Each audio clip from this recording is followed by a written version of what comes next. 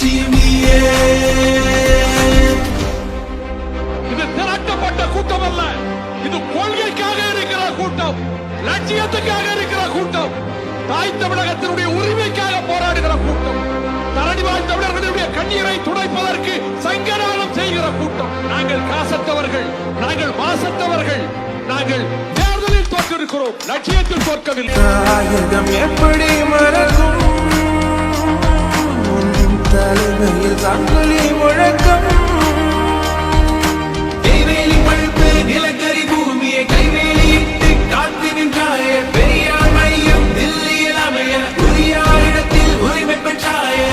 தாயகம் எப்படி மறக்கும், தலைமையில் சங்கிலி முழக்கம்.